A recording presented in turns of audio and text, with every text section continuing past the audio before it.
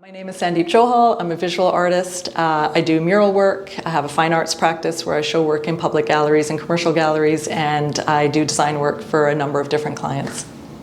I think for me growing up, I noticed there was a gap in gender equity, especially around the home, and it always bothered me. And I started just kind of paying attention to men's roles and women's roles and started noticing these differences.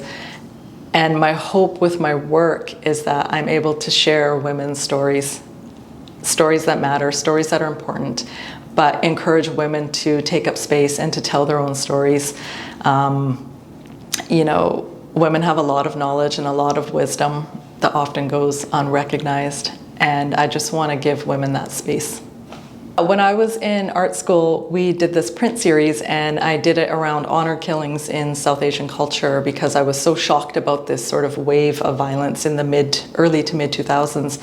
And so my way of dealing with it or grappling with these questions was through art. And when I presented it to the class for the critique, I was so nervous about presenting such a heavy topic of showing my culture in a negative light. I was worried about the response, if people would be interested, if they would respond. And my instructor so clearly said to me that I had taken a really ugly topic and I had presented it in a way that was really beautiful and really digestible.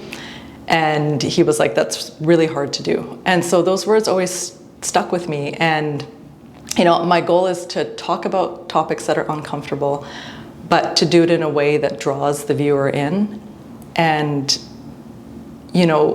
creates a bit of that tension, but it's not super obvious. And so then the viewer has the opportunity to then go home and research the topic further, because I never want to hit anyone over the head with what I'm trying to say. And so a lot of the color and pattern obviously are directly from my heritage. Of course, I grew up with tons of Indian textiles and patterns and textures in my home. I look at miniature art from India. I look at folk art from India. I look at, temples, temple doorways, patterning, inlay marble, all of that, and all of that informs my work. I'm very inspired by Indian authors. One of my favorite authors is Jhumpa Lahiri, and her short stories have inspired a series of works. I'm also really inspired by Shauna Singh Baldwin. So her book, The Selector of Souls, inspired an entire body of work.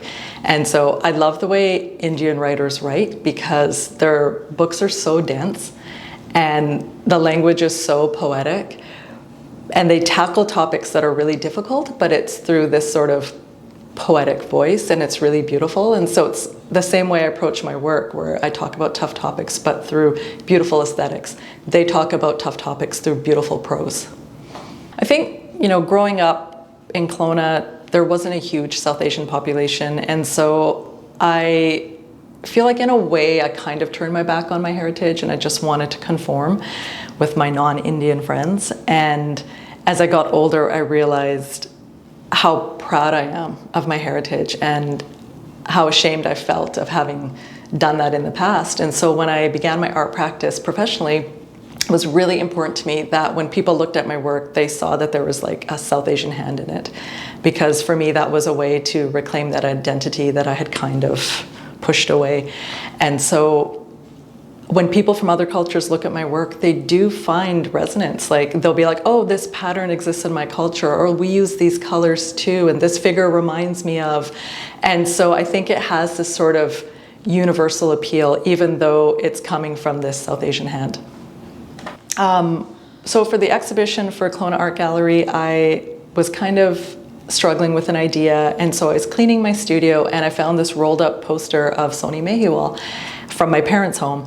And it just got me thinking about the story of Soni Mehiwal. Why is this timeless romance, this romantic tragedy so pervasive in our culture? And, why is it so important to us? What is the story about? How can I give it a different ending? How can I recontextualize the story in a more contemporary framework? And I decided that I wanted to do something a bit more ambitious, where I was creating more depth in the work with collaged pieces, but they were hand painted on canvas, they were cut out of textile, they were stitched together, embroidered. So it was a way that I had I hadn't worked before, and so it was incredibly challenging. And I learned so much in the process, you know, and it was, it was a very labor-intensive process, but I feel for this story, it was what I needed to do. And so I find often that the work that I make echoes whatever the story is, and so the work is never the same. I always create new work for new shows, and it really shows where I'm at in that moment. So I kind of have two streams of work. So in my more commercial practice, I create works that are really vibrant and joyful, and the purpose of those is just really to make people feel happy in that moment and offer a moment of respite in an otherwise gray day or a rainy day in Vancouver. But with the work that is about deeper topics, I want people to connect with the work on a deeper level and to think about what I'm talking about so they can have these conversations with their friends. You know, they can research these topics further, and, you know, just to spark that interest in, like, maybe I can do something to change this too.